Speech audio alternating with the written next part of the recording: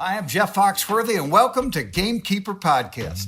If you want to learn more about farming for wildlife and habitat management, then, buddy, you are in the right place. Join the Gamekeeper crew direct from Mossy Oak Land Enhancement Studio as they discuss the latest wildlife and habitat management practices, news, and, of course, hunting. There's no telling what you'll learn, but I'm going to tell you, I bet it's interesting. Enjoy. We're live in 3, 2, 1. Okay, listen up, everybody. Here we are, West Point, Mississippi, home of Mossy Oak. Yeah, the molehole's buzzing this morning. It is. It's just been electric. It's been wide open all morning. Yeah, all sure has. day. Toxie's trying to get a little air conditioner over there on him, and we're having to. What's been going on this morning? I missed out. There's been a lot going on, Toxie. It's electric. Yeah, it's pretty good. Yeah, deer meat for dinner came strolling through. I didn't know that. Whoa. Yeah, He's back. He is back. Talking Good- food good- plots. Good for him. Good to Yes. see him. Yep. Yep. Let me get our guests introduced real quick so they can join in on the conversation. We've got, and I'm going to do it from right to left because I don't know who's more important here. I don't want to Correct. Don't create compare, that. Bobby. Correct Compare. pronunciations only. Yeah. On the couch, we've got Luke Resop. Boom. You Just nailed like it, you, Bobby. just like you resop a biscuit. Yeah. Then we've got sitting next to him with a full, like a mane of hair. We've got Moriah Boggess. Fabio. That's exactly what he looks He's like. making Bobby stutter. Yeah. Bobby's Mariah, jealous. anybody that comes in here with a full head of hair, he That's right. immediately Bobby's starts got asking hair questions envy about for sure. He's got more You hair did get a than he haircut needs. this week, though. I got both How do you of them cut? Yeah, you got 2 or 3 of them. How do you cut something that's not there? Yeah, it's hard. I like the 5 o'clock shadow. Well, it is. That's not normally something you do. It looks It's good. stress. I've just been worried about everything. What you But worried about? so, Luke, you're at Mississippi State. You're trying to get a PhD. How's that going? Well, keyword trying. Yeah. All Trying to right. get a PhD.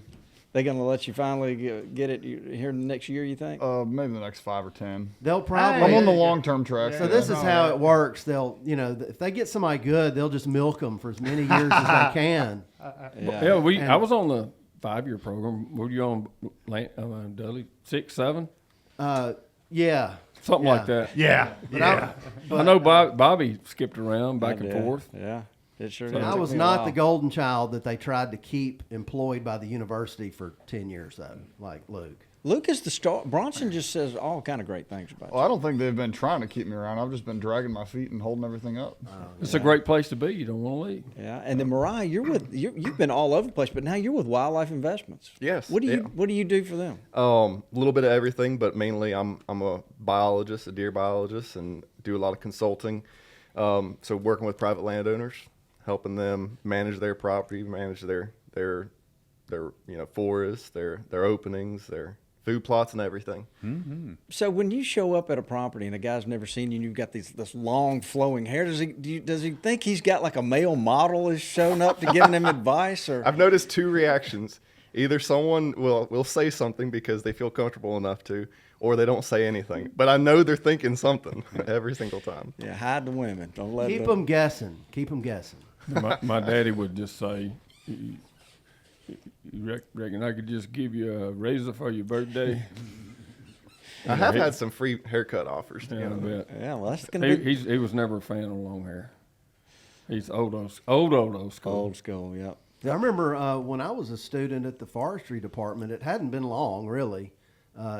You had to take your hat off when you came in the door. That was like one of the rules. That's good old school, I think. Kind of cool. Yeah, at the table if you eat. Which Forgot we about don't that. we Yeah. don't I've forgotten about we that. don't That's discriminate here on that basis. So we all wear lids in the house. So But the tobacco policy was very much relaxed in that building. you had Yeah, to take your hat forestry. off, but you could have a A dip. spit cup. Yeah, Yeah. Only in Mississippi. Yeah. Lenny, how did your 50th birthday go? Oh, I appreciate it. It was great. Oh, thank you for asking and bringing that up again.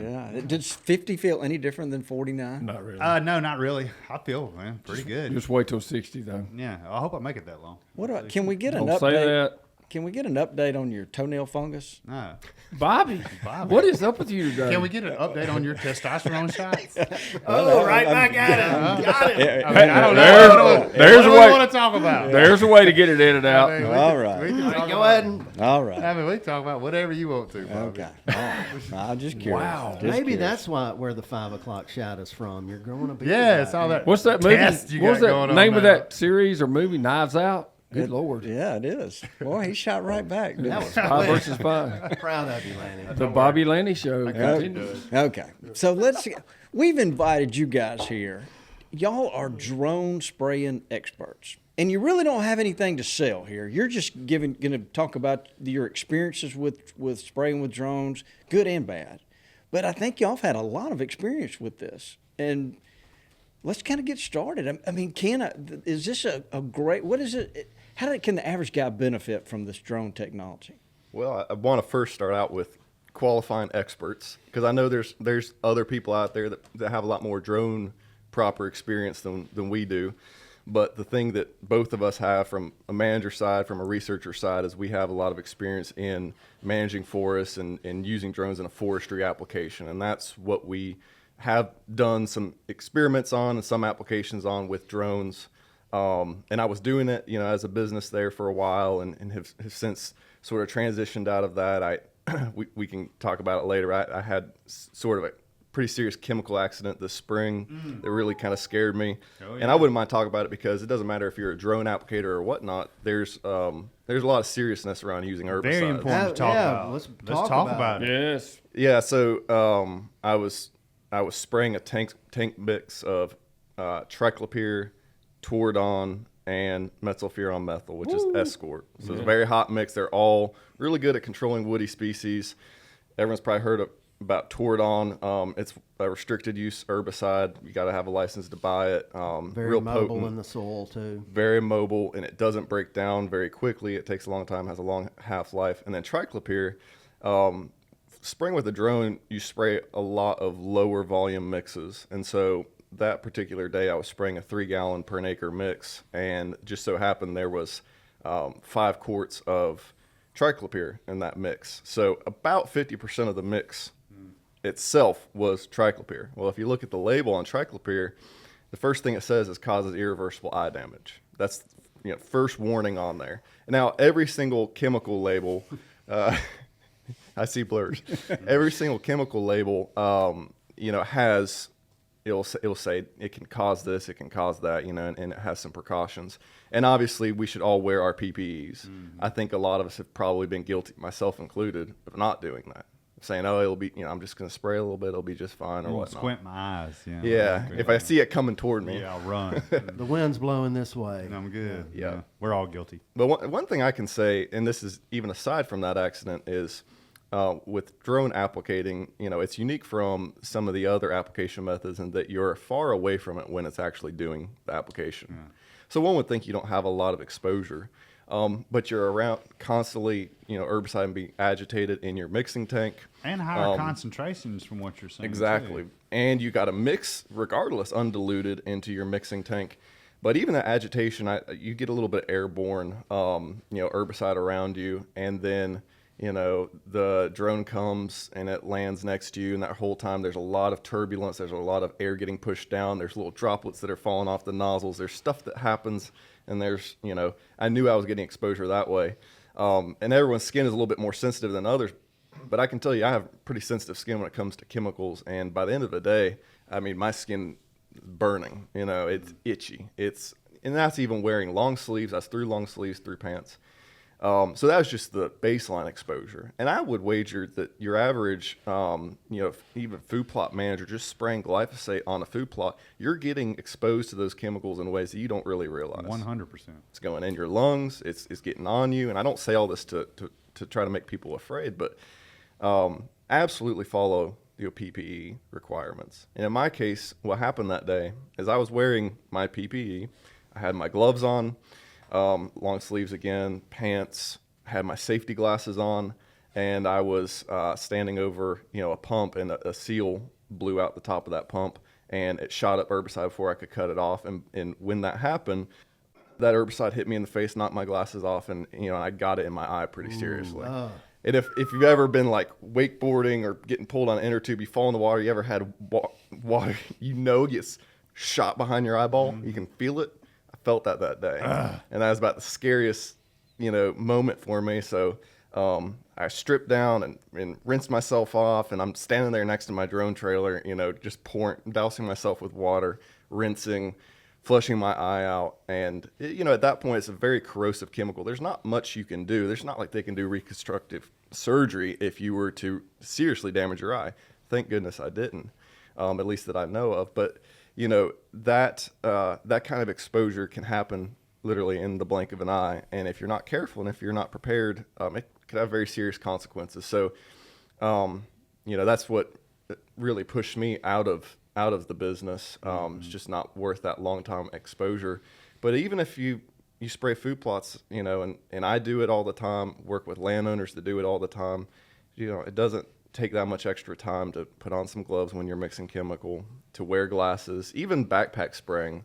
Now I'll be doing, invasive species control and touch up stuff around the house. I'll put on glasses now, because what will happen is that wind will shift just a little bit, and what went from blowing to your side, all of a sudden you get little droplets, and those can hit you in the eye pretty quick. And that's scary. What he mentions too, that those gaskets blowing out and those valves going out. I mean, that happens on tank sprayers just like they do on drones too. It's happened to us before. So If you're in the wrong place, it get you. And honestly, in my case, two things to be learned there. Don't be stupid and stand in a place where that can happen. Always be thinking what's worst case scenario. But number two is, I was wearing proper PPE, but if I had taken it a step further and been wearing a face mask, goggles, maybe, it wouldn't have happened that way to me. I don't know that for sure. There was a lot of pressure there. Yeah, my little crutch, I guess you could say, that I need to change myself is, I have prescription glasses. And so I think I'm going to step it up and wear just actual goggles over my glasses. Yeah. Because like you've said, I used a blue indicator dye about a month ago on some work. And, despite the gloves and everything, I found little blue spots on my clothing and things like that. And so it just it was a gentle reminder, to wear everything they say to do on that label. So There you go. Public service Yeah. announcement. So did you end up going to the emergency room and getting your eye flushed out or anything? Yeah, I wasn't able to go to the emergency room right away. I had a lot of stuff I had to kind of get situated and cleaned up that day, but at least went to the eye doctor and had them look at it. And, at that point, they're like, well, you can't see any eye damage, but don't do that. Don't do that again. Yeah. And one thing, that I told them, and I've noticed it even since, is I still have dry eyes in that eye only. I've never had dry eyes. I don't wear contacts, thankfully. And but it feels like what I would imagine wearing contacts. Some days my eyes just that eye itself gets really dry, and that never happened before. So yeah, essentially was told, well, first off, that should have never happened. You should have never let that happen to yourself, and don't let that happen again, because you might not be so lucky the second time. It's really hard for them to tell the eye, the nerve damage part, and whether there was any kind of damage. I still have functioning eyesight, and I can't tell any change to it. And I was probably just fortunate that chemical, wherever that concentration of chemical ended up, it wasn't sitting on nerve tissue. When that happened. How long from contact to you're flushing it? Probably 30 seconds. Okay. I'm gonna wager fast. that had as much to do with Yeah. as anything you could that fast, because Yeah. Well, I'm used to working in Mississippi heat, so you keep a gallon jug of water with you. So, I was spraying some clethodim, actually clethodim mazamox on clover the other day, and it wasn't even, I forgot it. I forgot that it was even on. I had the valve, but anyway, and something hit me right upside the head. It did not get in my eye, but I was maybe 5 steps from a garden hose speaking, and I ran immediately and just ran water. I think what's underestimated is how, and I can't speak to that, but I know a lot of this stuff is absorbed on skin contact almost instantly. I mean, even getting to water seconds afterward may not be, getting it off of you. Plus, it may stick to your skin more than water, so, soap and water immediately.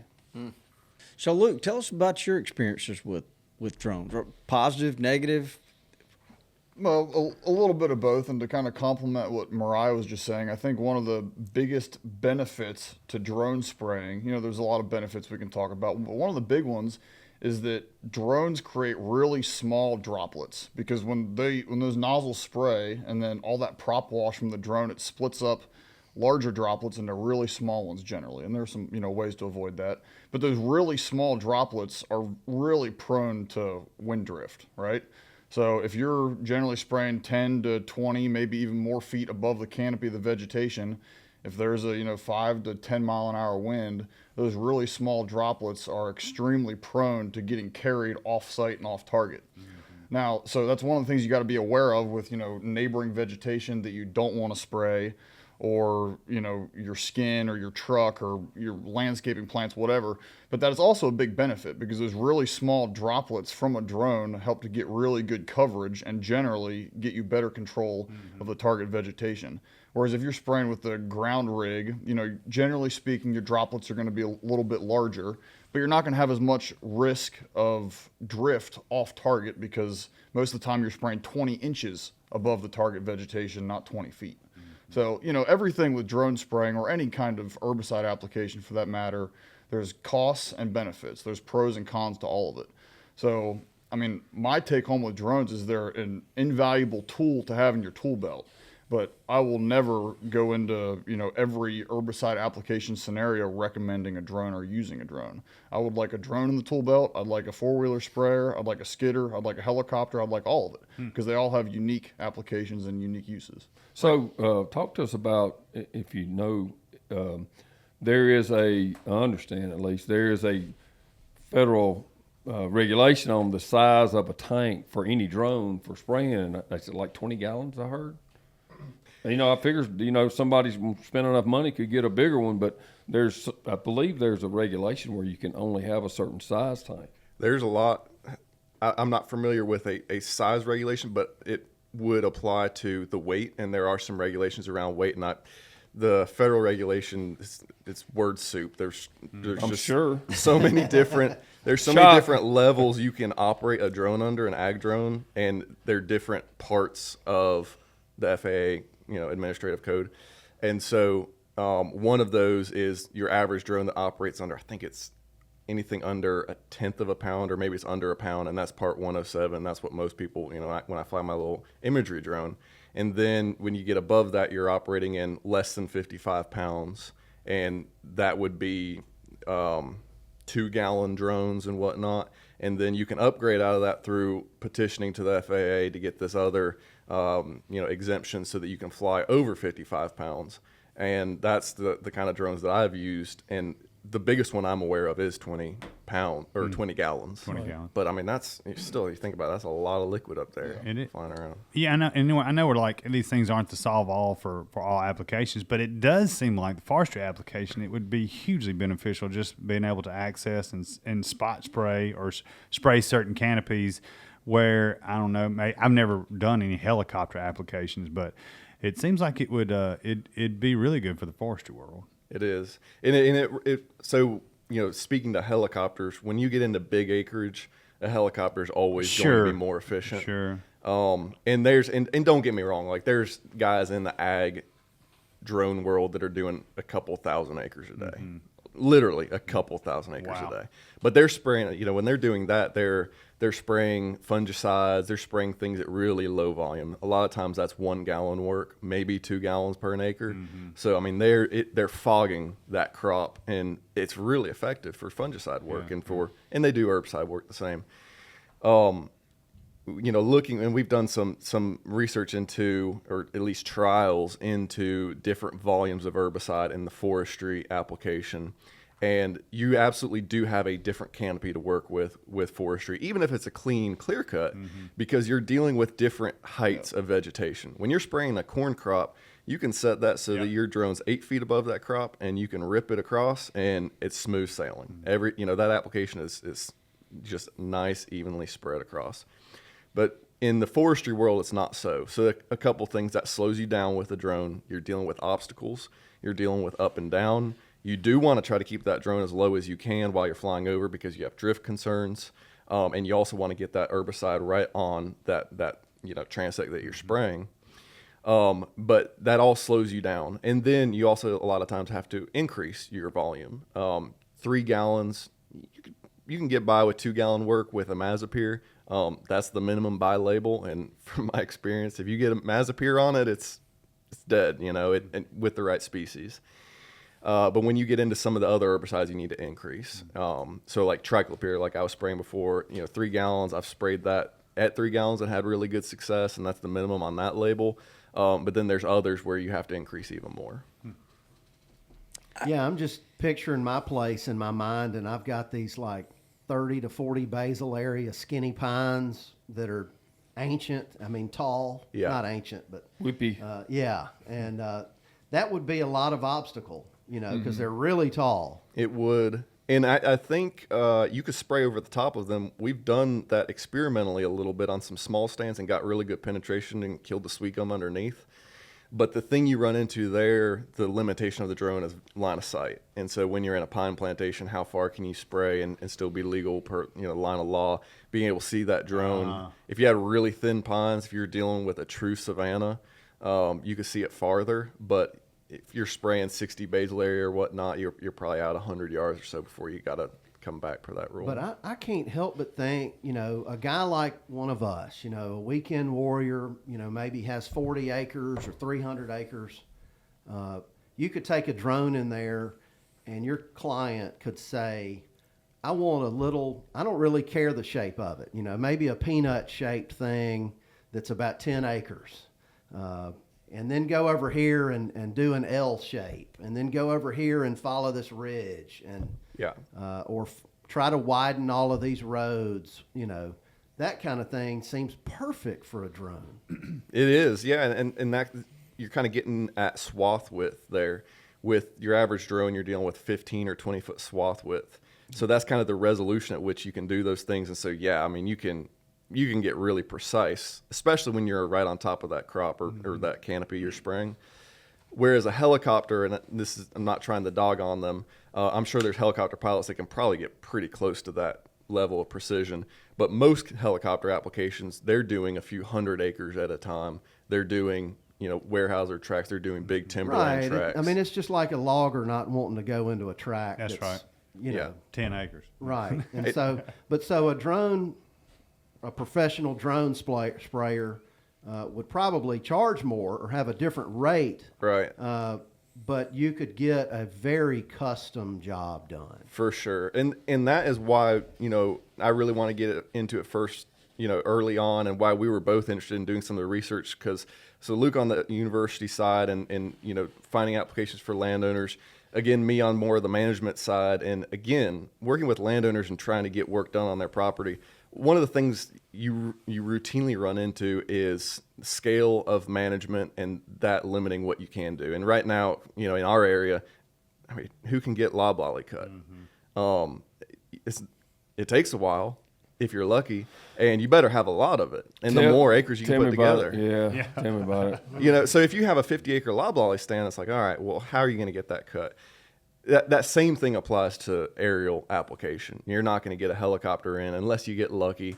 If they've got a 500-acre tract just down the road, you can hopefully piggyback, onto that one. But I promise you, if they get done and it's getting, evening time and they finish up that 500, they're not going to hang around to spray your 50. It just doesn't make sense. And that's where the drones come in. And that was one thing I was doing, and I'm sure there's a lot of other applicators that would do it, is have a minimum charge. It's like, okay, if I'm doing a lot of acreage, I was charging somewhere around, 130, 140 an acre with chemical. I'll come out and spray 2 acres, but there has to be a minimum for your day. Cause especially with aerial applicating, you have some very tight parameters that you can spray under. Yep. So you only have so many good spray days a year. So thinking about it from an applicator standpoint, if someone gives you a price and you're like, dude, you want $2,000 to come out for the day? And but they could be somewhere else and they only get so many spray days a season. Mm-hmm. So. And you have the time to move. I've got with Greg and Tom, and they do a lot of heavy equipment work on people's properties, and people want them to come do like 3-4 hours of work. Well, they got to charge a moving fee, or they just can't go do it. Mm-hmm. Because it would be horrendous what they'd actually have to charge per acre. It would look ridiculous to even barely break even, or probably lose money still too. Mm-hmm. So that moving and having enough, just like y'all talked about cutting trees, you need to have enough work so that they move and, they're there for weeks. Yeah. And, same way with spraying. You can't just go do someone's 2 or 4 acres, You gotta have a minimum.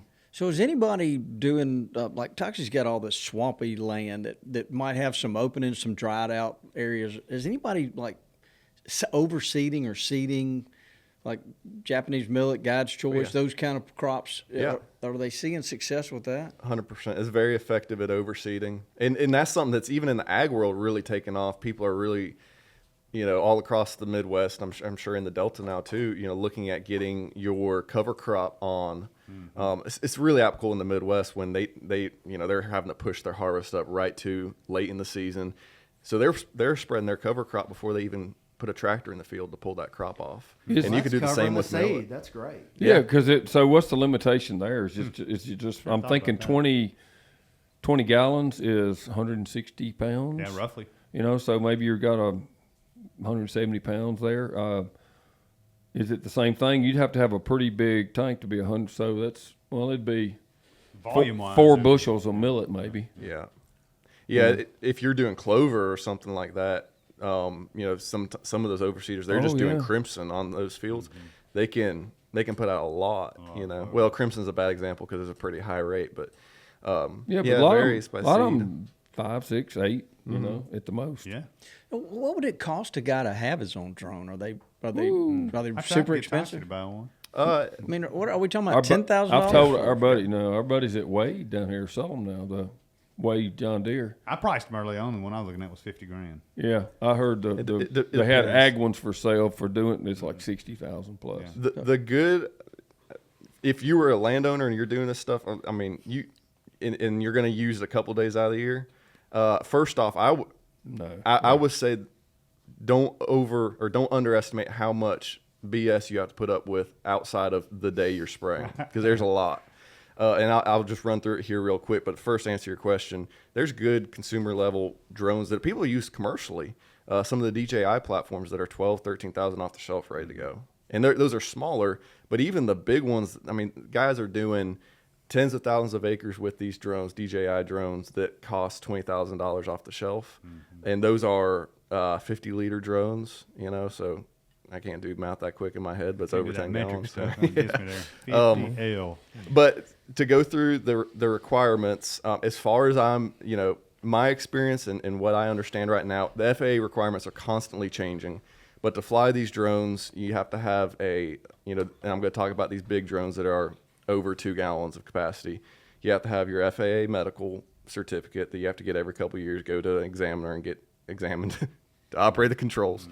You have to have your Part 107 just general drone license. Any one of us can study and take. Even Luke's taking it. Killing it, Luke. It's not that hard. It's not that hard. Anybody can do it. Even I did it. You can do that, and then you have to have a business. Well, I guess you can actually have just an entity, so you can have your farm LLC or whatnot. Get the exemption to fly the larger drones that are over 55 pounds. So you have to petition to the FAA. You can work through a lawyer. There's plenty of services that will do it for a couple $100. They'll petition for you. It takes a few months. You get that back. And then you'll have these parameters you can operate within. There's still requirements on how close you can fly to a road, a public road, how close you can fly to people. You can't fly within X number of miles from a towered airport. You can't fly within X number of miles from a non-towered airport. And I think those distances are 5 and 2, unless they've changed. Every day before you fly, you have to you have to literally call in and file a notice to airmen, which is a public notice that any aircraft pilot in the air can see there's drone operations going on at this point, up to this altitude, to this radius between these hours. You have to call in and do that every time you fly. And then you also have to report to the FAA every month your operations, what you flew, what you didn't. If you didn't fly that month, you got to still report. So if you're the average landowner and you spray 30 or 40 acres a year, I don't know that that's all worth putting up with so that you can spray 30 or 40 acres. Just call somebody, let them deal with it. No doubt Yeah. about it. Hire a professional. Yeah, Yeah. Too much sugar for a dime. I'll tell you that's what, for Not real. enough sugar for a dime. That's what that And is. that doesn't even get into your mixing. Right. Then you gotta have a good mixing setup, and you might be able to kind of use your broadcast sprayer and kind of jerry rig it and use that to fill up your drone. But Yeah, there's just so much to it, and then you have electronics, and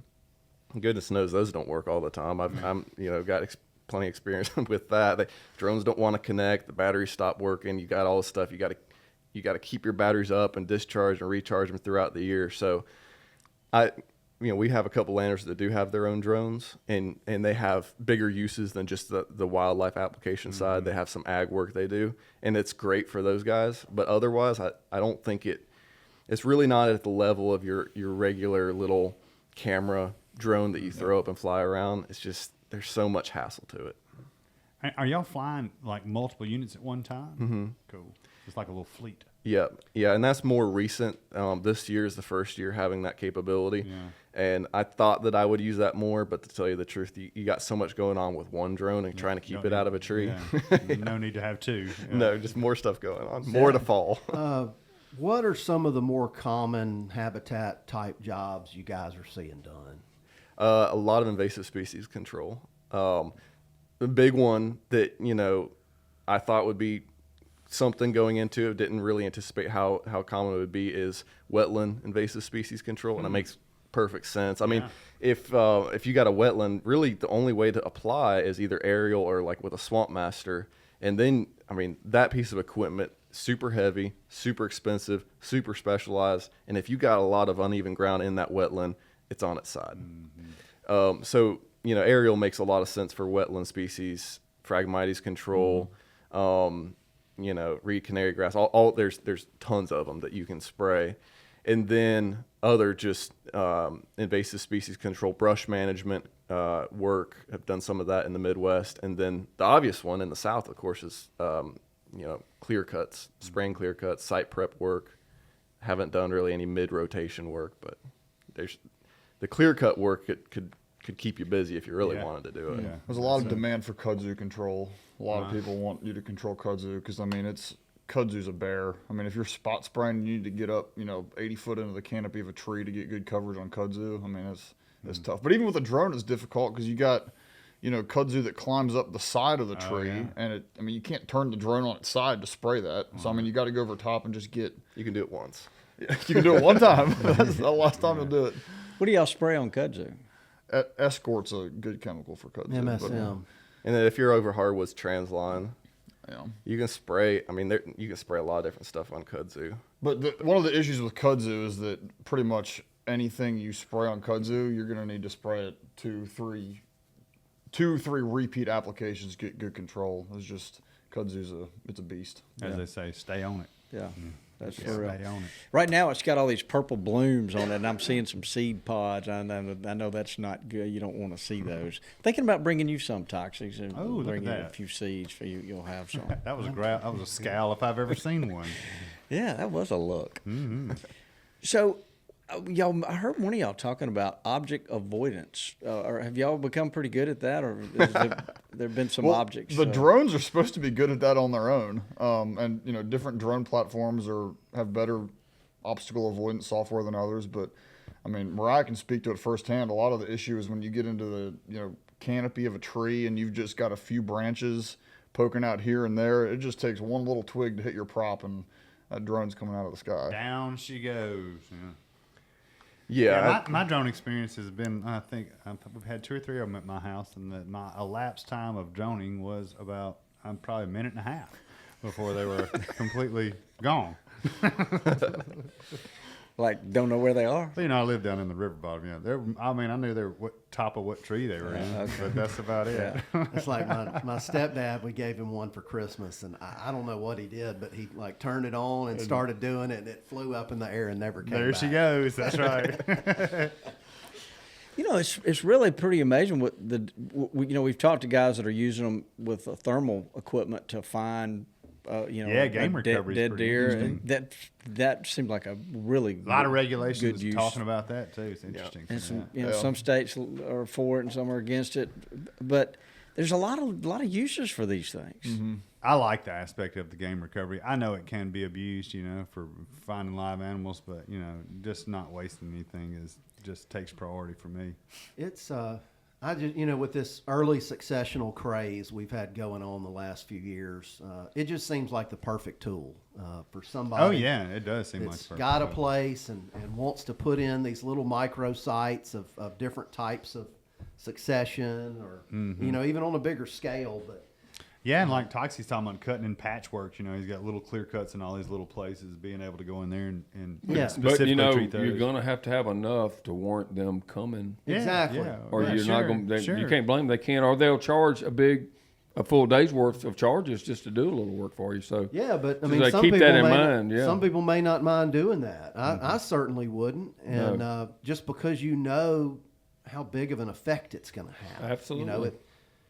It may be cheaper than getting a bunch of big equipment in there and less impactful. And, you could go over here and spray something to get rid of broadleaves and have some native grasses, and then put in another chemical and manage for this, and, right. do different shapes. And Yeah. just sounds so alluring. So how do you say, let's just envision, say, for example, if I had like a 100-acre clear cut somewhere and I just replanted it in pines, and it's exploding with cogon grass all over the place.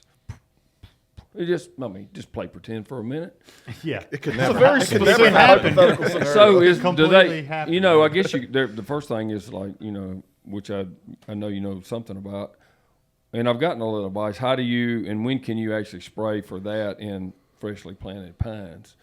And I'd asked Dudley about that, and he checked around too. But then, can you fly over it or can you just get a map and draw circles around where you want it to, or just something that will actually identify all that for you? I mean, I was wondering how you program it for those things where it goes back and just does those spots. I don't think the AI integration yet is to the point of identification Right. and kind of parsing out what to spray and what not. You can definitely do custom flight plans. You can do spot applications.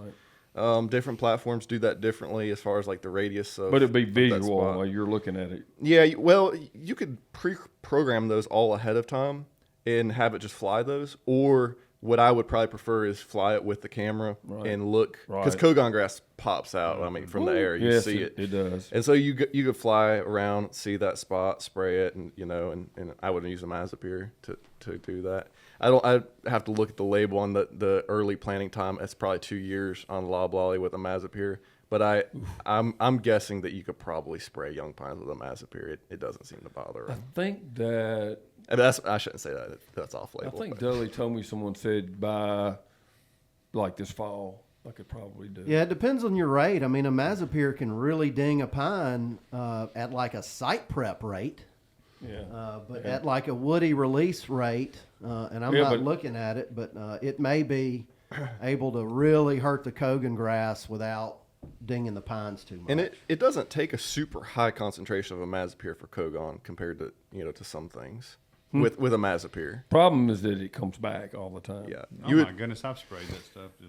If I were doing it, I mean, I would take if you were doing it from air and kind of visual from maps, is it give yourself at least a 30 or 40 foot buffer that you spray additionally outside because it's seeding out, right? Yep. And then also understand you're going to miss some new spots that are coming in. And I've got a little aerial photo drone. You throw that thing up there in April, you know where your cogon is, and you're just going to have to do that a couple of years. But at that point, if you've knocked out 90% of it with an aerial application, then you can just go in and do a spot spray. I actually have so much. The best thing to do is spray the whole thing. I would broadcast it. I And just hated to do that, and if it did ding them up, but I mean, if you got somebody who knows what they're doing. Seems like that the Toxie kind of hit on. So if you went to a guy's farm and sprayed, let's just say his clover fields, let's just say he's got 20 or 30 acres of clover fields.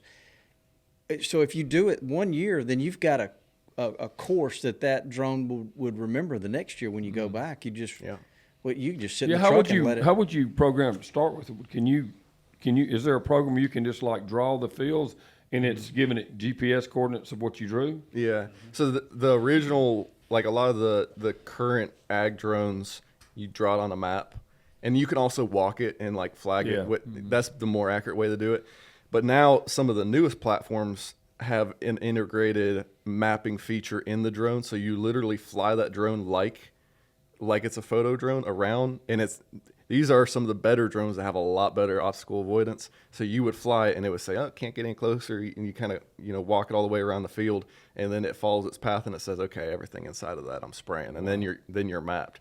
But it is a great application. When we're talking about drones, I think maybe Luke mentioned, and I would say this 100%, drones are not a one all be all. Like it's not the final fix on everything. The magic bean. But it does have some applications that are really interesting, and it broadens our toolbox. And so when we're talking about big acreage, clear cuts in mid-rotation, helicopter all day.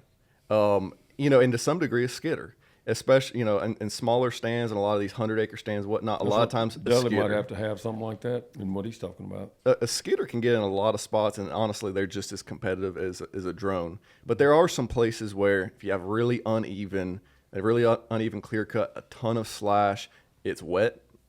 That never happens around here. But when you have really wet soil, a skidder's kind of out. So again, aerial will be a really good application there. We talked about the wetland stuff, but then the other, another place where the drone fills a niche that isn't filled is food plots. Specifically, when we have our really wet winters and you need to get your clethodim application out and it's March and you got standing water in your food plots in spots, or it's so soggy you don't want to rut it up, the only way to really get on there is with a drone, to get out there and really get on top of it. And the alternative is to not, and then you got ryegrass about to go to seed if you get into it at all. Yeah. Or the flip side of that, and we've had multiple landowners that I've talked to from this past spring. It was so wet, a lot of people struggled to get into their warm season food plots to do their burn down application, and they didn't get planted until mid-May or June or even later, just because it was so wet and they couldn't get a tractor in there and they didn't want to rut it up. The alternative to that is to take a drone in, do your burn down, and then if it's still too wet to get a tractor in to drag your drill or your planter or whatever, you can throw a seed hopper on the drone and you can plant it too. And you don't have to have a tractor on the field a single time. You can do cowpeas, deer vetch. I mean, any good warm season mix you could do application wise. The drone will carry any kind of seed. You just got to set your seed gate. And then calibrate to your speed and whatnot. Yeah. And obviously, when we're talking about a warm season crop, like you're going to have more trips because the bulk of seed you have to carry. Right. But it's still, it's still very That's possible. a high-tech Dudley throw and grow That method is there. exactly what I was thinking. Yeah. Yes. You think the tractor companies see the drones as a threat in any way? I don't know enough about the ag world to really make a I comment bet there. you the big ones are going to have their I bet own. they're Yeah, they're going to build their own drones. They'll buy them from somebody to sell. Yeah. What you want to bet? Not going to let that get by. I mean, the John Deere places sell them already. I don't know whose they are or what the details are, but we're speculating, but I bet you they wouldn't miss that opportunity. They're probably been working on it for 10 or 15 years. They are taking the ag world by storm, but what I do understand about the drone applications is they generally can't outcompete a crop duster because of the price of the crop duster. They already charge a very competitive rate. Well, and also timeliness. I mean, you cannot beat the speed of a crop duster. Oh my gosh, I get them to do stuff for me, and they're like, I still remember we're flying on probably 100 and something acres of millet, which is not easy, and it's about 15, 18 minutes out there, and I unloaded the seed at the airport for them, and I helped them fill it up, but I was leaving. They hadn't even taken off yet, and I'm going out there. It takes about maybe 20 minutes to get down in there, and he was making his last pack going home before I could even – it was done. Oh, yeah, he's quick. Yeah. It's amazing how fast they are and how fast they get there, and then zip, zip, zip, and they're done. Yeah. So, Luke, you mentioned not putting tractors in the fields, and that kind of takes me back to one time you sat here on the couch and you were telling us about this study that you're doing at Mississippi State on where you're comparing traditional food plot planting techniques versus Regen, I think was the word that you used. How is that going? Oh, we are in our third growing season of treatment. So we started back in 2023, and we're planting warm season and cool season conventional and regenerative food plots side by side. We got 9 study sites all over the place. We got them in Tennessee, Arkansas, Mississippi, Missouri. So we have a very wide range of deer densities and soil types and land uses and site histories and all sorts of stuff. Lots of replication. Lots of replication, which is as a researcher's, Yep. dream. And yeah, we're in the third year of it, and we're comparing how these different treatments, regenerative and conventional. So I guess let me back up and kind of explain a little bit about the difference between those two. The conventional treatments are what we think of when we, are driving through the Delta and looking at a conventionally managed row crop ag field. We're using synthetic herbicides and fertilizer and lime according to soil tests. We're using relatively low diversity species blends. We're using tillage to prepare the seedbed, etc. So that's our conventional. Our regen is focused more on the whole soil health side of things. So we're minimizing or eliminating in one of our treatments our use of herbicides. We're not using any synthetic fertilizers. We're doing all no-till stuff, so we're minimizing soil disturbance. And we're using high diversity species blends.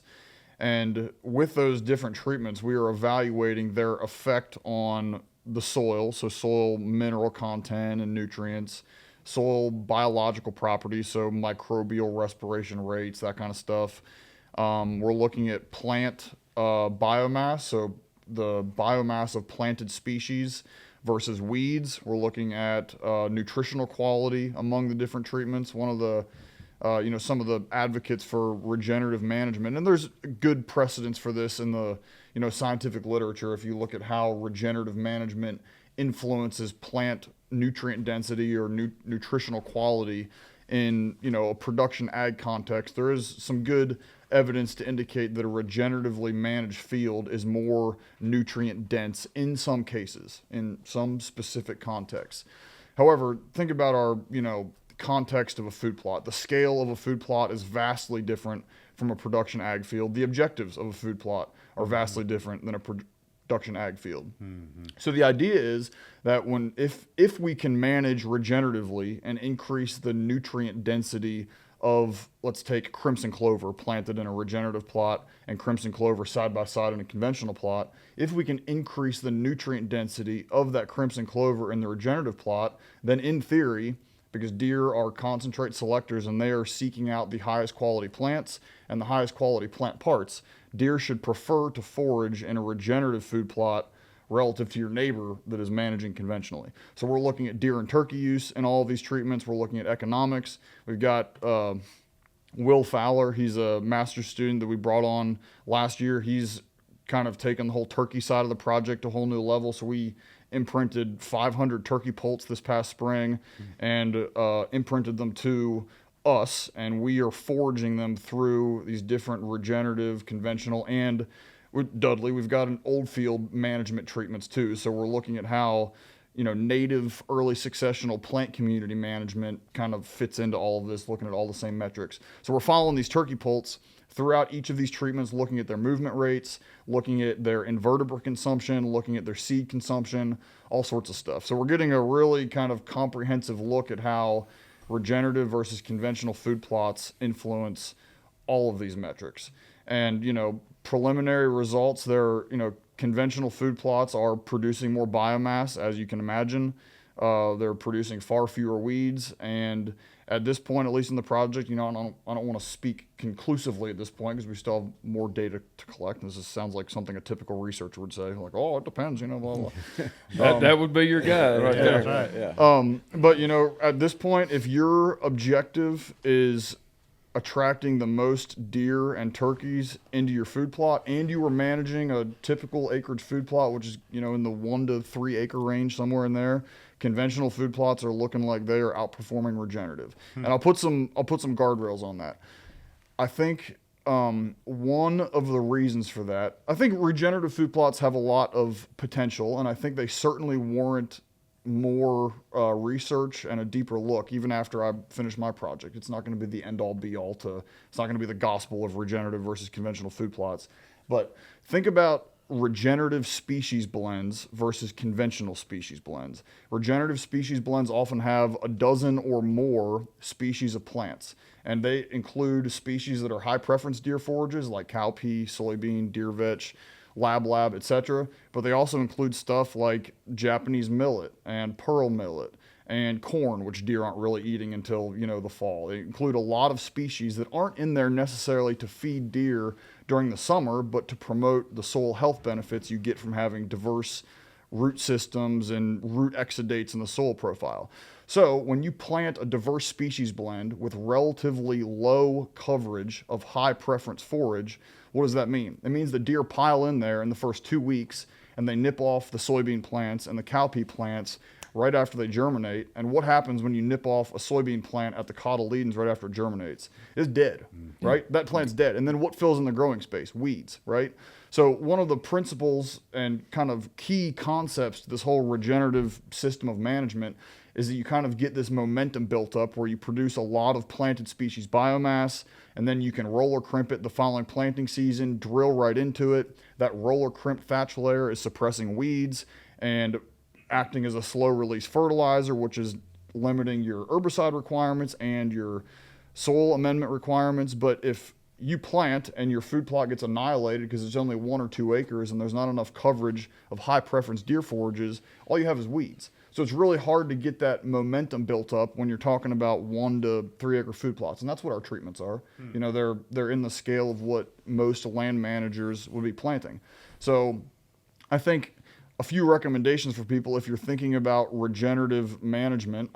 I think this is all objectives driven. You hear a lot of people talking about how everyone should be planting regenerative or it doesn't work, blah, blah, blah. I think that is entirely a matter of objectives. If your objectives are to produce the most pounds per acre of high quality, high protein, high phosphorus, whatever the limiting nutrient is in the landscape, if your objective is to maximize production of those species, then I think 9 times out of 10, maybe 10 times out of 10, conventional management is the way to go, because that's what maximizes the production of those species. But if you want to limit herbicides and you want to limit tillage and you want to limit synthetic fertilizers, I think you can absolutely shift towards more of a regenerative management system. You don't need to go full-blown regenerative and minimize or eliminate the use of all of those inputs, but you can pick and choose what you want because that's landowner prerogative, right? Nobody should be sitting here telling anybody how you have to manage a food plot. I mean, that's landowner prerogative. What are your objectives?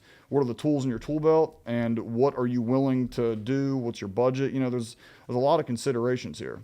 So I guess back to what I started on before that rant was some general recommendations I would give people is if you are in a high deer density landscape and especially if you're in a high deer density landscape and the nutritional availability of high quality forage, like you're not managing your woods, if you're on timberland or whatever, if you don't have a lot of really high quality forage in your woods and your fields, then I would not be planting a regenerative food plot unless I can get at least a 5 or 10 acre field out of it. Because when you plant smaller fields, I mean, they are highly attractive because there's diverse forages and there's a lot of high quality forages. But like I said, deer come in there, they wipe them out, and then you got a sea of weeds that you really have very little choice other than to spray an herbicide unless you're planting into a dense stand of weeds, and that's not going to produce a good result because those weeds are just going to outcompete your planted species. I would also say that a good time of year to start the regenerative process is in the fall, not in the spring in the deep south. We have such long, hot growing seasons, and we have so many warm season aggressive weeds that when we start a regenerative program in the spring, we are just asking for weed problems that are really difficult to get on top of that first year. Alternatively, if we start the regenerative process in the fall with a cool season food plot, that cool season food plot is going to produce a tremendous amount of biomass that first fall, winter, and spring that you can then crimp down or terminate however you want. And that weed suppression layer from the cool season food plot is going to better suppress weeds going into the following warm season than if you had just started in the warm season. So it kind of helps you get off to a better start starting in the fall versus in the spring. Good stuff. Yes, super good stuff. Didn't y'all have some comparisons where you terminated with crimping and then terminated with herbicide? Yep. And how did those compare to each other? Well, so yeah, we've got a kind of a gradient of conventional treatments where some of them were using less herbicide and less tillage and less fertilizer. And then we've got a gradient of regenerative treatments too. One of our regenerative treatments is getting 0 herbicide ever under any circumstance. And the other one, we're using herbicide as necessary to control weeds and promote establishment success of our planted species. And, you know, like I said, we're in the 3rd year of the project, and with very few exceptions, I have only seen the coverage of problematic perennial species increase in the treatments where we are using no herbicides. I mean, if you're in an area where you've got Bahia or Vacey grass or tall fescue or any perennial forbs, whatever it may be. Once you get a perennial forb in the ground, good luck crimping your way out of Vacey grass or out of tall fescue. It ain't going to happen. Crimp termination is very effective, but in very specific circumstances.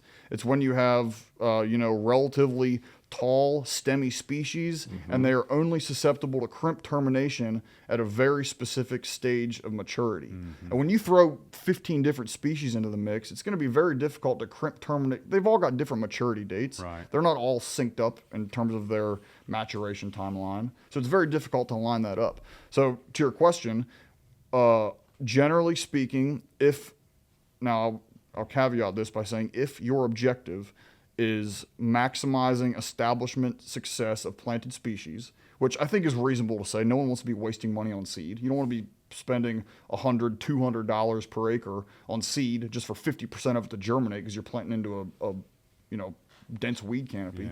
Yeah. But if that is your objective, then we generally see much better establishment rates and duration, growth duration throughout the growing season in the food plots where we are at least occasionally using herbicides to control weeds.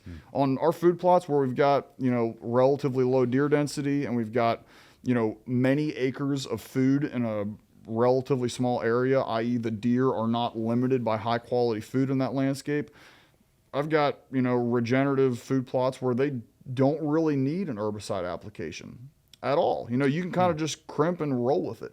But on others, we've got, Canada goldenrod and broom sedge and dog fennel and Vacey grass that year after year, denser and denser and denser coverage.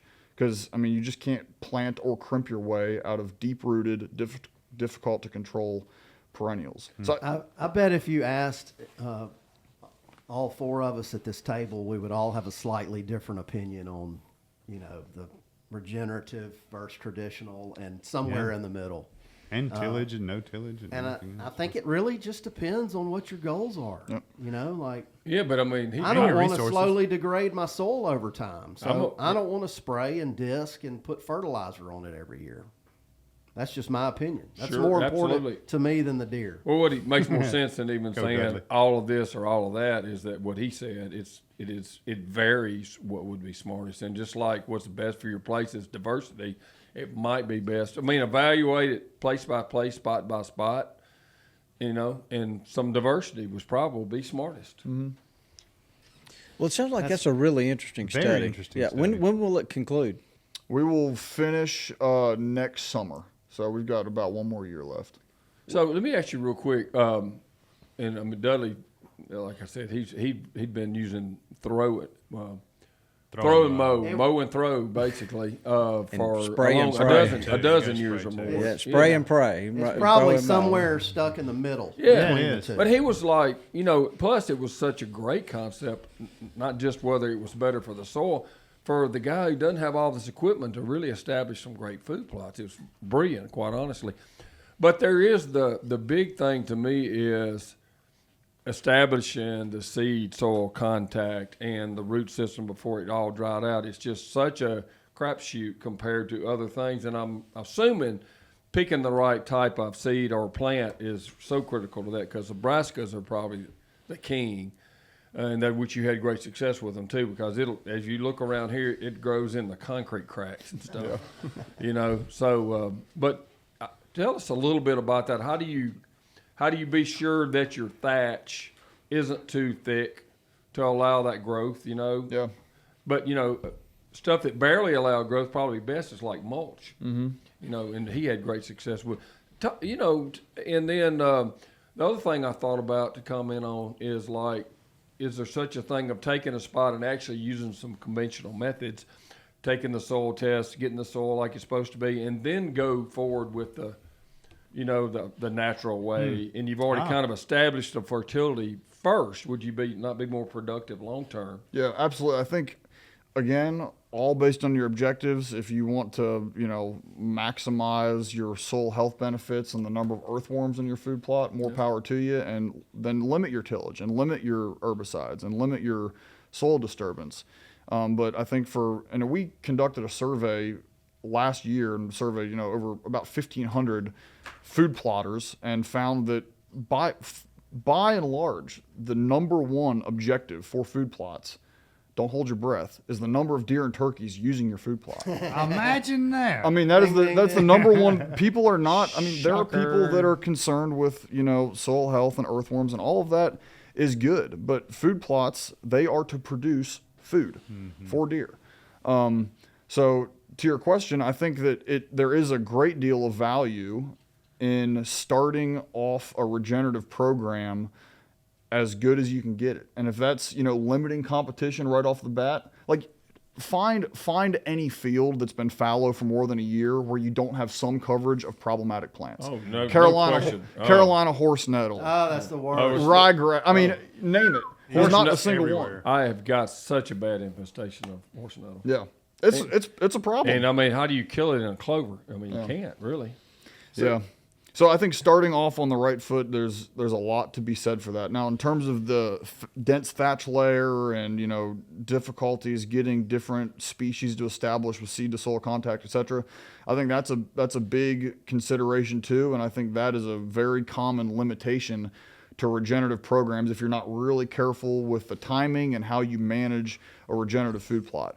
The number one key to managing a successful regenerative food plot is being adaptive. You have got to be willing to pivot year to year and do things differently, whether that's adjusting your species blend or adjusting the timing that you plant or the timing that you terminate the previous crop or whatever it is, or when you use herbicide, which herbicides you use based on which species are problematic, etc. I commonly see that one of the things that we run into, even when we get a really good thatch layer built up, let's say we plant in the fall, get a really good thatch layer built up from all that tonnage growing throughout the fall and winter, and then I like to drill before I crimp just because it's a lot easier to see my drill lines and tell where I've been. And then you come behind it and crimp, and you've got, you know, an inch or 2 or 3 inches of dense biomass, dense thatch. You have really good seed to soil contact underneath, but think about the range of seed sizes and how much onboard energy each seed has to come up through that thatch layer. A soybean seed, a cowpea, corn, you know, various seed, milo, things like that. They've got a lot of onboard energy, and generally speaking, even cereal grains. What's the planting depth recommendation for cereal grains? About 1 inch, right? So they've got a lot of onboard energy to come up through the soil and through a dense thatch layer, and they get up and get out fast. But what do you have side by side growing with your soybean? You've got American joint vetch, and you've got Alice clover, and you've got maybe brassicas, and, you know, relatively small seeded species that don't have as much onboard energy. So they struggle to get through that thatch layer. And then by the time they do get through the thatch layer and they start photosynthesizing, they're underneath a canopy of soybean and cowpea. So they're just starting off at a deficit because there's so much competition, whether it's the thatch. You know, the thatch is doing what it's supposed to. It's suppressing weed growth, but it's also suppressing growth of the species that you planted. So I think being really aware of how thick is my thatch, how do I manage my thatch to limit weeds, but also not prevent my planted species from germinating. American joint veg is not a cheap species. No. I mean, there is no warm season forage on the planet, 9 times out of 10, barring really large acreage food plots and, you know, specific circumstances. There's no warm season forage on the planet I would rather plant than American joint veg. It is an absolute rock star. Grazing preference, how it performs in various soil types, herbicide options, preference by deer, it's phenomenal, but it's expensive. Most of these regenerative, you know, some regenerative mixes have species, whether it's American joint veg or an analog to it, they're small seeded species that are expensive. And if you're planting them, you don't want to be, you know, wasting your money. I mean, no one wants to be wasting their money on food plots. So just you gotta be able to pivot, and you gotta be willing to adjust how you do things, and that's by the foundation of a successful regenerative program. Now, look, the more we listen to you, we're going to have more questions. I mean, we Yeah. can't go on all day. But I got a did whole we list. throw one in there Got a that list. we hadn't touched on? It So depends. You roller crimp it, and it's a heavy thatch, but it all dies, right? What's wrong? hopefully. What's wrong with the match? Oh, absolutely. Burn it off. We love certainly, the match. Certainly could. Yeah. That wouldn't. You're not disturbing. Are you killing off all the microbes, burning it? Or? No, I mean there's very good research out there looking at how fire influences soil microbial communities, and I mean by and large a moderate intensity fire, your heat is only penetrating into the soil half an inch or an inch. Yeah. It's not deep. If you're burning a slash pile, I mean we're talking feet. But I of mean, if heat you're gonna penetration. burn it, you might as well just spray it and burn it instead of crimp it. I would think. Yeah. Good. So Dudley, could you explain your throw and mow real quick? Just give a quick overview. It's very. So- It's kind of I don't even want to call it a happy medium, but it's so typically, and I've always ever done this with brassicas. I've never really experimented with this with blends and things like that, but I know you can do it. But this is just me trying to get an early brassica. I bet crop you in. brassicas are the best at it, though. But so just I let everything grow up over the summer, and you could probably have a warm season plot same way. Usually, if it gets too tall, I will go in and bush hog it to maybe 1 foot to 2 feet in height. Wait a couple weeks for that to heal and start growing again, and then I go in and spray it. Wait a couple of weeks for it to die, and then I come in with my seed and fertilizer and lime, spread it. I like to put my seed out first because my tire tracks, when I spread, are going to help cover more seed.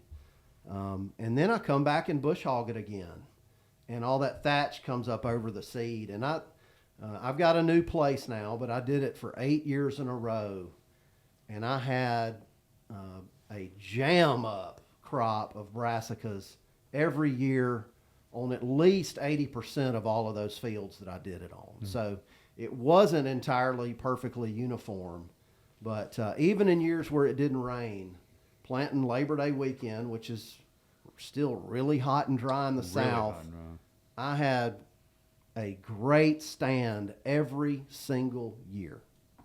I've done the same thing with a crimson wheat blend. Mm-hmm. And wheat is the one that, of those two, that kind of is like, well, yeah. But it seemed a couple years in a row. What does that mean? What does that mean? It may or It's may variable, right? Yeah. It's what's going to happen. A couple things. If it sits out there without a rain too long, your doves are going to eat it up. I don't know how many times I've heard that happen. Oh, that'd be awful. We can solve. Bobby can help you with that problem. Yeah. But the other thing that I've seen with wheat is if it doesn't tend to get as far down into the soil. So like that crimson's gonna this little ball just falls down in there. That wheat's just gonna plop, and I think that makes it a little bit more variable on establishment. But it seems like the years where I got the right rain. And sometimes here, I mean, that might not happen until November. But when you get that right rain and you have a couple really wet days following, if you can do it the day before, I mean, I would put up that stand of clover and wheat to any traditional establishment stand. And I think it's very overlooked because what you're just kind of getting down to the basics of what are we really trying to achieve? Well, it's just getting that seed on the soil and getting sunlight so that when that seed pops up, it can grow. Right, and I've got the equipment. I'm just tired of spending money Right. on the diesel, and I'm tired of Fertilizer. spending a whole weekend, And plowing. or 2 Plowing. weekends Good plowing, grief. and then Yeah. something breaks, and then so Always break So down. do you have to spray it? Yeah, but some occurs to me. Dudley does different. It sounded like than what you're talking about. Is that when I went through in my mind, I'd never heard of it, and then I started. I mean, when he burns it, he burns it down. I mean, you got a hot glyphosate, I'm assuming, when you spray Yeah, it. But glyphosate, AMS, and you I'm mounting it high so I can spray over the tall stuff too. And so you wait till it's dead and brittle too.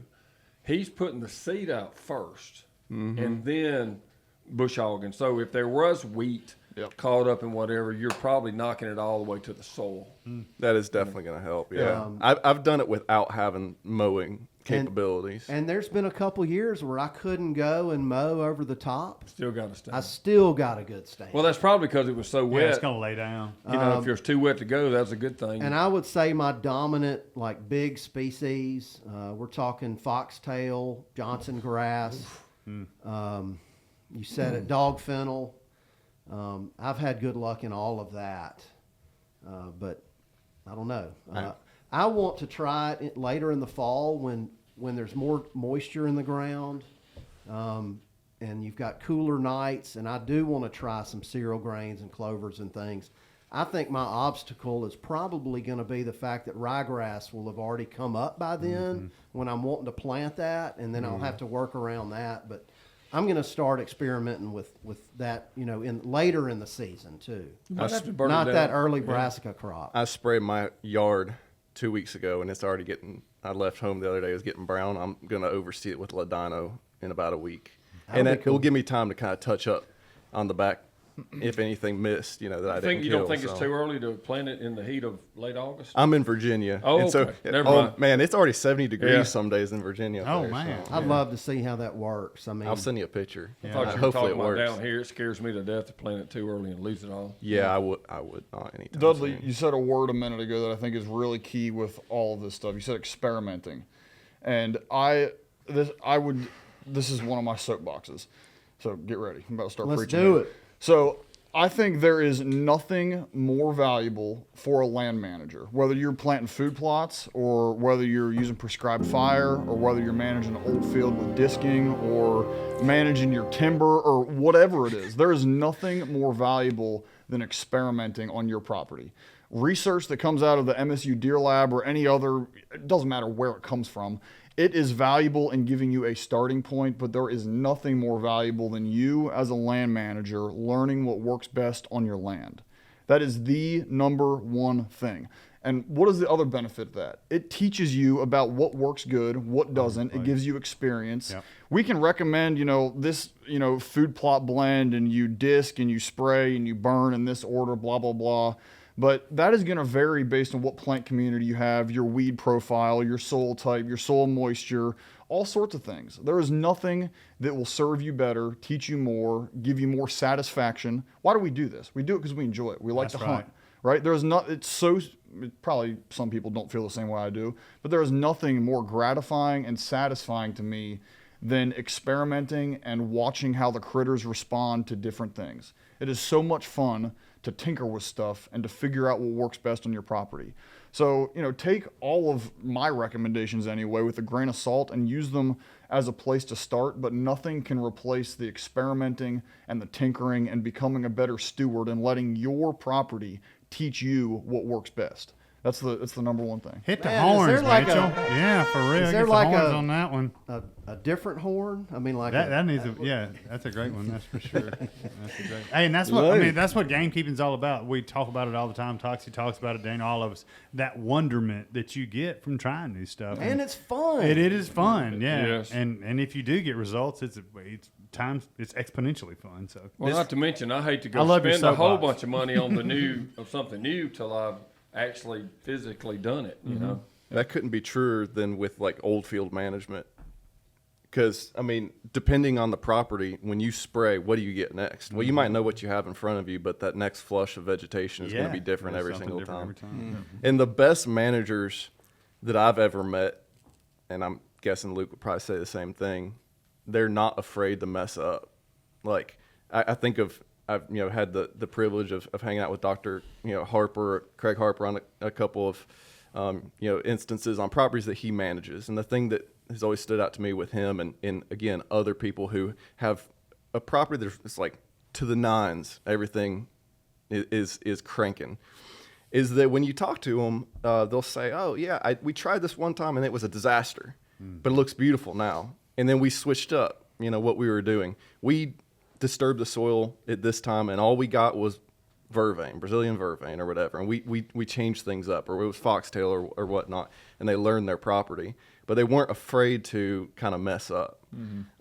Again, back to what Luke is saying, is like at its core, that's all experimentation. But I think to take the experimentation a step further, you kind of have to want to know about plants. Because let's be honest, the best deer manager is a botanist. Like they're a plant guy. You're a plant. Dudley's a plant guy. A fellow I'm plant not the guy. best deer hunter. I will admit that. I'm a plant guy, but I'm not a good deer hunter. I can grow them, but I need help killing them. But you're managing an ungulate. You're managing a plant eater. Right. Like Yeah. you don't need to be able to manage deer. What you need to be able to do is make deer food. And you got to understand plants. You got to be able to identify plants, learn new plants, use your phone app to do that, and then understand a little bit about plant ecology to understand, all right, this kind of plant, when I do this, I get this kind of plant. Well, why? Well, this one is an annual, crabgrass. I keep getting crabgrass. Well, it's an annual and it's popping up and it creates this issue. This one is a perennial, and understand that life cycle a little bit allows you to diagnose and also to manipulate and kind of figure out what the best fix is. And I use non-natives there, but I mean, the same is true for natives. If you're trying to stimulate more of a certain species of native, you have to understand the ecology of it a little bit. And honestly, I mean, that's the funnest part. That's where Luke and I bond, is like we're both plant nerds. I think you could take deer off the picture and like we'd both be out just doing plant stuff. Yeah. Plants, I mean, plants are cool. I will literally be driving 70 miles an hour down the highway and whip my head around and see something and pull off the side of the road and go look at it. Lock it up. I'm just drifting into the median to figure out what plant that is. That's a Dudley sounding move right there. Kind of sounds like you too. I miss A little bit, yeah. You guys are real impressive. It's you are. encouraging to see young people that are so smart and so you're actually wise for your age. You're wise beyond your years, and you've figured out a lot of things. Yeah, the future's got to be really bright for both of you. Hey, you love what you're doing. It just oozes the out. main most thing. It oozes out of your pores. That's the coolest thing to see. People they're doing what God put them here for. I would Yeah, love to say it makes yeah. us better deer hunters, but I think I'll say at least myself, my record doesn't reflect that. It's funny you mentioned that a second ago, Dudley, because when I talk to people that are fellow hunters of mine, they're like, oh, you figure out how to kill a deer. I'm like, dude, I struggle with it. I look at it too much as a biologist. Yeah, but get in there. the golden rule, I've said it for a long time, and it's more true today than ever, is like, whatever great deer hunter, not great, whatever. If he ain't there, you cannot kill him. So growing one comes over how great a deer hunter you are all day long. And I have seen enough public land 3- and 4-year-olds that you have shot to say that you're lying about that. And 2-year-olds. So why don't we look? Why don't we should have done this at the beginning. Why don't we do the rapid fire? Let's see what they've got. Okay, Yeah. okay. So we got some quick questions to ask you. Luke, I think you've probably experienced this before. So I'm going to Ross? ask you guys about 10 or 12 questions in rapid succession. Lanny helped me on a couple of these this morning. Just try to give a quick answer. So Brought to you by our friends at Nutrient. Nutrient Ag our Solutions, friends that's at right. Nutrient Ag Solutions. Good You know, folks. we rented a buggy from them the other day. Yeah, there's one in the parking lot, I believe. You can go and get advice. Yep. So Especially on the spraying and And herbicide stuff. chemical. And I'm like- saying They got herbicide instead of locations herbicide like I was before this broadcast. let's go Moriah first and then Luke next. But y'all just both answer the question, okay? Are you ready? Maybe. Rhubarb pie or pecan pie? Pecan. I'm going rhubarb. And I will put a caveat on that. My mom makes a mean rhubarb cobbler. Okay. Oh. We have never had rhubarb, I've so never had I knew y'all rhubarb. were from further north. Okay, oatmeal or grits? Grits. I'm going oatmeal. Big acorns or small acorns? Oh, I like them small acorns. Gosh, these are such loaded questions, Dudley. I know. It actually is so species dependent. Yeah. Exactly. Notice I didn't say white or red. Okay. Shed hunting or turkey hunting? Oh, shed hunting every single Turkey day. hunting. Wait a minute. What's a shed? Do you believe the moon affects deer activity? I believe it affects hunter activity. Hey. No. Tell us how you really feel. Do you think a deer would eat a boiled peanut? Absolutely. Oh, yeah. Allergic to poison ivy, yes or no? Oh, yeah. If it's in the wrong spot. Have you ever seen or ID'd poison sumac? I haven't. On the Tom Bigby National Forest, the only one I've ever seen. At Choctaw? Yep. Okay. Not on Choctaw, but actually just down. Okay. I guess it's 25. What is your favorite habitat type, site type that has been most interesting to you lately? An old field, but mostly just because there's so much going on. There's so much diversity. I'd say the exact same thing because your options are so limitless with an old field. You get so many diverse plant species. It's just so much fun to manage. A lot of Amen. coolness in there. What is the last preparation of deer that you ate? Ooh. Nachos last night. Hey. Yeah, I had like a Mexican one-pot meal, one skillet meal casserole last night. Okay, do you use feeders on the main place you hunt? Ain't legal. It's not legal on public land. Yeah. Do you have a side hobby that doesn't have anything to do with hunting and wildlife habitat? Fixing stuff. Hey. Yeah, fixing the house. Picking the banjo a little bit, I guess. Oh, There we go. right. And last but not least, be honest, have you ever picked yourself off the ground with a drone? Have you ever flown yourself from a drone? Nope. If we had drones that were big enough to do it, I would say yes. But we don't. I would not do that in 100 years. I've seen too much. Okay. You must have seen that video I saw. I would be so tempted. Do you to think just- that was AI or do you think that Probably. was real? I bet it was AI. I mean, have you seen this video that's going around? I think I've so. seen it. Yeah. He went way up there. Yeah. Spun around. Yeah. I bet it's AI. Yeah, I bet it is too. AI is feeding me things jumping on trampolines right now. I've gotten rabbits and deer. Oh, the deer jumping on the trampoline? That's so your bad. algorithm. Bunnies Yeah. on the trampoline. Evidently, I believed it and started watching it, and now Oh, Bobby's so gullible. He wants to believe it's true so bad. But that Yeah. deer did And that fall Bigfoot, off and hey, get the hurt. Yeti really can't talk. The Sasquatch can't talk. All right, so we've got a trivia question for you guys, and the prize today is a haircut down at the barber shop. They've donated and one. So, I'm coming after you. I'm going to say he's going to get his money's worth if he wins it. yeah. All right, Mitchell, why don't you let's go with the trivia? So, what's the real prize that the user will get? User review will get. Yeah, a companion's T-shirt. There you go. The gift of seeing Moriah without all that hair. Chad Reed won the prize. All right, He Chad. said, "Great podcast. Love the combination of faith and gamekeeping." Hey. Thank you, Chad. Amen to that. Yeah, that's right. Well, Chad, you got a T-shirt coming to you, so get in touch with us. So the trivia question is, what country was the first to use drones for ag purposes? I've got one guess. in I've got mind. one guess too. What country? I've got one and it's wrong. Do we give joint answers? Y'all can talk amongst We can talk. yourselves. Yeah. You can phone a friend. I almost say it's got to be China. That's what I was going to say that because it's the obvious one, but I bet it's some South American country. But where would they have gotten their drone? I feel China. Yeah, exactly. I'm gonna say China. That's my answer. But do you want That's the one I'm going with. what? too. I don't even know what the answer is. It's so close. You want to think about it just a second? So You're close. in the right area. Vietnam. Japan. There you go. All right. Really? They Moriah. started using drones in the 90s Huh. for ag purposes. Well, they're an island. So, My- I mean, got to, My guess was Brazil. I was wrong. I'm not even going to tell y'all what my guess is. It was so wrong.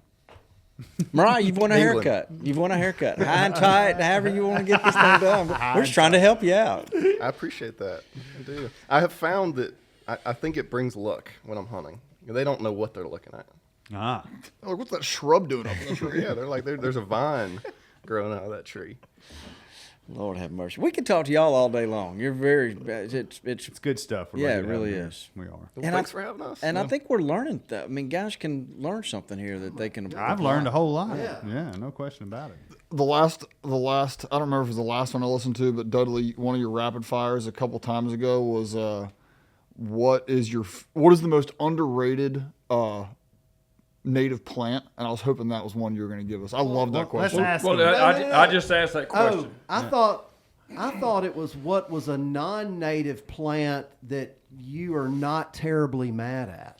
You yeah. asked both What of is- them. You asked both What of is them. the most underrated native plant? All right, so I thought I was listening to that going down the road, and I probably thought about that for 45 minutes. So I'm giving a Well, more I mean, I saw a developed video answer of here. you That- holding about 10 different I was gonna bouquets say, in your hand the other day. And That tells you what- something right now if it took him 45 minutes. All right. Okay, I'm gonna go with the Symphyotrichum genus. It's the American asters.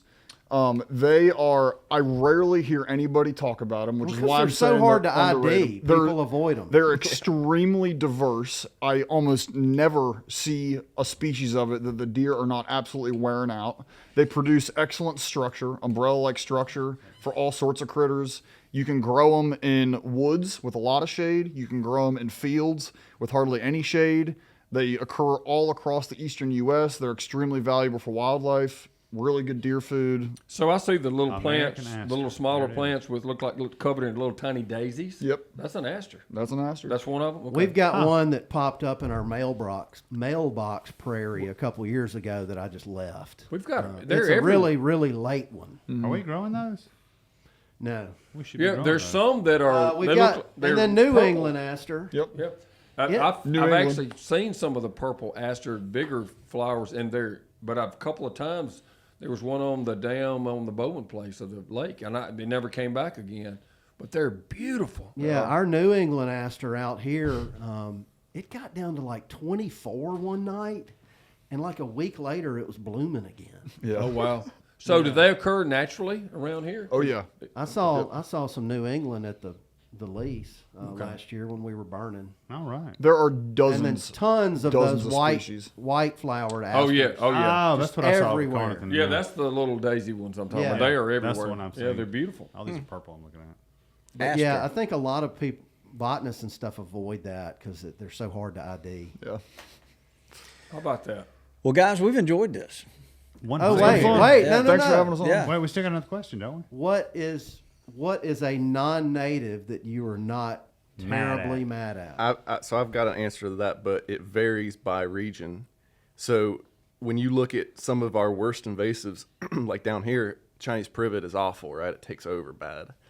When you get up into, the Midwest, southern Midwest, and in like the Carolinas where I grew up, it's not nearly as vicious or aggressive. In the same way, when you're in the Midwest, multiflora rose will eat you up. Oh, it'll do it down here too. I've seen forests where they cut it and it's regen multiflora rose. But down here, it's generally more in the background. So I would take those two species and I would flop them. When Chinese privet in the Midwest, like in Indiana where I do a lot of work, I'm not that upset about it, not that concerned about it. And I use that one because winter food for deer, we all know deer will eat it late into the season. Yeah. Up there, it loses its leaves, but it still holds leaves late. Japanese honeysuckle kind of on that same list. And then down here, multiflora rose, and I'm curious to hear Toxie's take on it, but multiflora rose, where I've seen it down here, is it's usually so suppressed by deer that I don't see it getting up and causing problems. It's just such a web of you can't do anything. Right. I guess you could have a cutter run through it. It's just such a dense thing of thorns, and I mean usually it grows in big circles, Yeah. and they'll get the size of this room or bigger, or a couple of circles kind of grow together.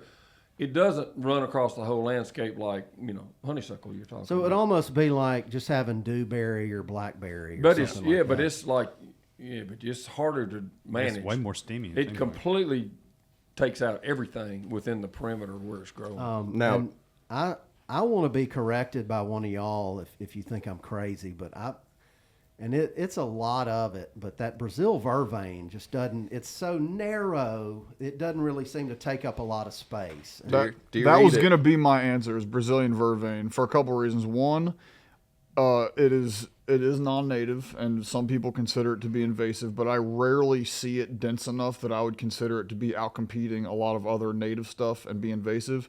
Number two, it is a moderate deer forage. Deer will wear out some Brazilian vervain. And number three, we're obviously, all deer and turkey people, but because of that, and because we're gamekeepers and we care about everything, Brazilian vervain starts flowering usually in April, and it is still flowering now in August, and it'll go into September. The native pollinators are on Brazilian vervain all stinking summer. And there are very few species that I see that are blooming for, 5 or 6 months? I mean, very few. But Brazilian vervain is just cranking. I rarely see it be problematic. I'm not that mad at Brazilian vervain. And I've been seeing butterflies on it. That makes sense. But I just wonder, if they can access it. It's non-native. Maybe they're trying to get into it. I don't even know the answer to that. I'm not an entomologist, but you see pollinators all over it. And I guess being that a lot of those pollinators are migratory, some of these butterflies and things. So if they're getting them in South America where it's from, maybe they Get can. them here. Makes sense. I'm not saying I would plant it, but it's Not that mad at it. It's not going anywhere. I mean, you're not going to get rid of it anytime soon. Anyway, Yeah. All right, guys. fun discussion. Yeah, it has been. They're very fun Very discussion. much. Yeah, you enjoyed want to talk about the ultimate rabbit hole? Let's just get off on all native plants, all 1,000+ options. That would be fun to just have a podcast with these guys and not even have a subject. Just start Just talking. schedule a day. We're going to talk about plants today. Nerd out Oh, podcast. that'd be fun. That'd be fun. Watch out now, Luke. You About to drop the thing on Moriah's head. It had on that luxurious head of hair. he's Luxurious, got. Luxurious. luxurious. That's a new word. I know. Boggess. Look, I'm tired. Y'all are wearing me out. It's over time here. to go eat for Bobby. It is. Thank y'all for coming all the way over Thanks here. for having us. Virginia was Thanks a for long being way here. to come. Yeah, down for work, taking care of some stuff this week, and I'm glad it worked out. Oh, we that could is do this. good. Yeah, Excellent. sweet. Yeah, we've had this planned on the docket for quite a while. Yeah. So, yeah, we appreciate it. Thanks, guys. The television show has started.